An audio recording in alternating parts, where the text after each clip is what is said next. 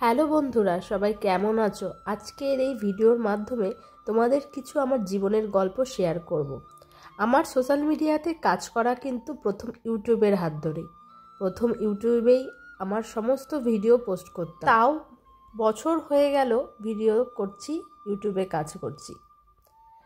প্রথম তোমাদের দাদাভাই আমাকে বলল, ইউটিউবে তুমি তোমার ডেলি ব্লগ পোস্ট করো। কিন্তু কিভাবে করব, কি কথা বলবো কিছুই বুঝে উঠতে পারতাম না। লোকে কি বলবে, লোকের সামনে মোবাইল অন করলে কি হবে কিছুই মাথায় আসতো না। তারপর যত এক্সপিরিয়েন্স বাড়লো, যত বয়স বাড়লো, যত দেখলাম এই প্ল্যাটফর্ম থেকে আমি অনেক ভালোবাসা পেয়েছি, ব্যাস আমি সাহস পেয়ে গেলাম। আসলে সময় সবটাই কাজ করে। ইউটিউব থেকে আমার জার্নি আবার নতুন করে শুরু হলো ফেসবুকে আমি অনেক ভালোবাসা পেয়েছি। এখন আমার ফেসবুকের সদস্য সংখ্যা 1,80,000 হয়ে গেছে। এই ফেসবুক করতে করতে ইউটিউবটাকে আবার ভুলে যেতে শুরু করলাম। তারপর অনেক দিন চলে গেল, মাঝখানে অনেক সময় কেটে গেল, আমার আর ব্লগ ভিডিও পোস্ট করা হতো না। তারপর আবারও শুরু করলাম ইউটিউবে কাজ করা। কিন্তু ভাবতে পারিনি ইউটিউবে কাজ করতে এসে এত অল্প সময় আমি ভালোবাসা পেয়ে যাব। যেই ঘরটাকে পুরো তালা দিয়ে দিয়েছিলাম, সে ঘরটা খুললে ভেবেছিলাম হয়তো অনেক ঝুল হবে, অনেক এলোমেলো ঘর হয়ে যাবে। কিন্তু না বন্ধুরা, ঘরটা কিন্তু আগের মতোই আছে। তোমরা আমাকে প্রথম ইউটিউব ব্লগে যেভাবে ভালোবাসা দিয়েছিলে, ঠিক সেই রকমভাবে এখানেও ভালোবাসা দিচ্ছ। এটাই আমার কাছে অনেক বড় পাওয়া। আমার মতো মধ্যবিত্ত বাড়ির মেয়েরা যারা চাকরি করছি না, ঘরে বসে কিছু করতে চাইছি, ইনকাম করতে চাইছি, তাদের জন্য কিন্তু এই সোশ্যাল মিডিয়া অনেকটা বড় সুযোগ করে দিয়েছে। কেন জিজ্ঞাসা করো তোমরা?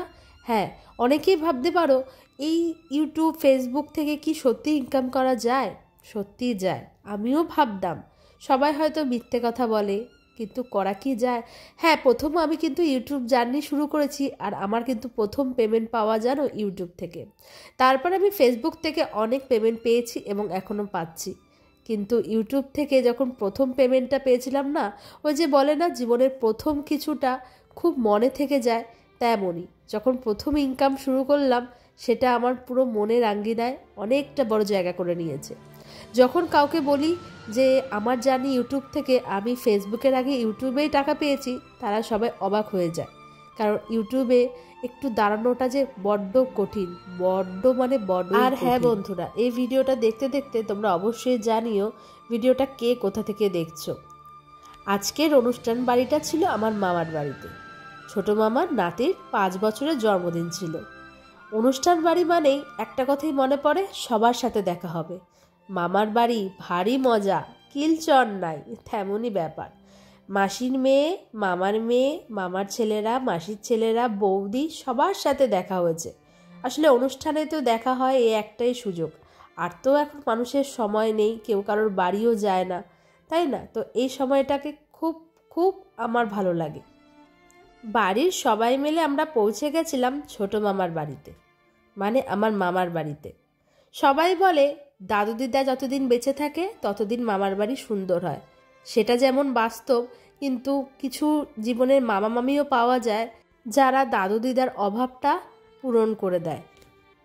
ছোটবেলায় ভীষণ মজা হতো, কিন্তু যত দিন যাচ্ছে সবার বিয়ে হয়ে যাচ্ছে, সবাই কাজে ব্যস্ত হয়ে যাচ্ছে, আমরা সবাই বড় হয়ে যাচ্ছি, তাই ওই যে অনুষ্ঠান বাড়ি ছাড়া আর কারোর সাথে তেমন দেখা হয় না।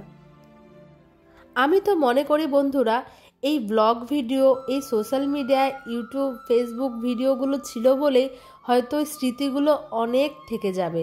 কারণ আমরা যে এই মুহূর্তে গেছিলাম হয়তো ভুলে গেছি, কিন্তু এই ভিডিওটা যখন শেয়ার করব তখন কিন্তু সবারই কিছু না কিছু স্মৃতি অবশ্যই মনে থাকবে।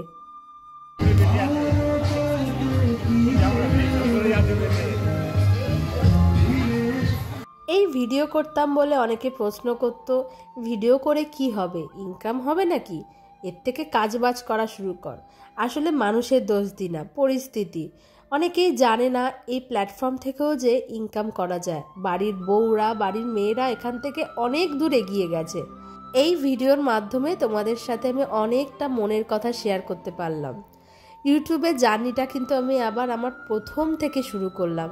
তাই জীবনের প্রথম ভালোবাসা তোমরা যেভাবে দিয়েছিলে আমাকে ইউটিউব জার্নিতে, আমি চাইবো তোমরা যেন সেইভাবেই ইউটিউবে আবার ভালোবাসা দাও।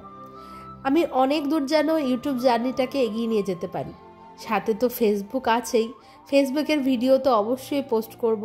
যারা আমার ফেসবুকে নেই, ইউটিউবে আছো, প্রিয়স্মিতা ব্লগ আমার ফেসবুক পেজের নাম, অবশ্যই ফলো করে দিয়েছো। এবং যারা ফেসবুক থেকে দেখছো, ইউটিউবে এখনও সাবস্ক্রাইব করোনি, Priyasmita blog YouTube channel subscribe করতে প্লিজ ভুলো না।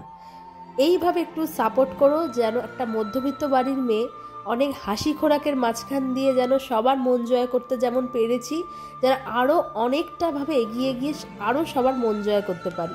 শুধু এইটুকু ভালোবাসা দিও। বিশ্বাস করো, জীবনে কখনো ভাবিনি যে আমাকে মানুষ চিনবে।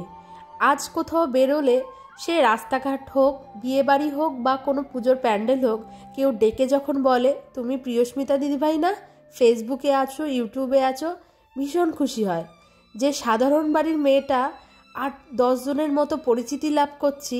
এই জিনিসটা অবশ্যই বজায় রেখে দিও, ভেঙে দিতে দিও না। আমার মতো যারা সাধারণভাবে এগিয়েছো, যাদের পেছনে কেউ ছিল না এই ব্যাকগ্রাউন্ড থেকে নিজেকে এগিয়ে নিয়ে যাওয়ার জন্য বা এই প্ল্যাটফর্মে নিজেকে একটা স্থাপন করার জন্য, তাদের পাশে আমি অন্তত আছি। কারণ আমি জানি এই প্ল্যাটফর্মে দাঁড়ানোটা মুখের কথা নয়, এটা অনেক কষ্টের ব্যাপার, অনেক লড়াইয়ের ব্যাপার। যে পারে, যে এগিয়ে গেছে, সেই জিতে যাবে। ধৈর্য সহ্য ক্ষমতা বাড়াও বন্ধুরা, আমার মতো তোমরাও সাকসেস করবে।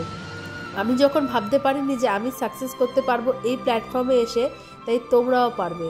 তো এভাবে এগিয়ে যাও, শুধু তোমাদের সাথে এইটুকুই বলবো। আমার ভীষণ ভালো লাগে যে তোমরা আমার ভিডিওগুলো অনেক দূর দূর থেকে দেখছো এবং অনেক সুন্দর সুন্দর কমেন্ট করছো। দেখো, পজিটিভের মধ্যে তো নেগেটিভ কমেন্ট থাকে, তাই সেগুলো নিয়ে অত কষ্ট পাই না। তো সবাই খুব ভালো থেকো বন্ধুরা। আমরা সবাই খুব মজা করেছিলাম এই অনুষ্ঠান বাড়িতে গিয়ে, অনেক দারুণ দারুণ খাওয়া দাওয়া হয়েছিল। নেক্সট কোনো অনুষ্ঠানে তোমাদের সাথে আবার দেখা করিয়ে দেবো। আজকের মতো বিদায় নিচ্ছি, বাই বাই।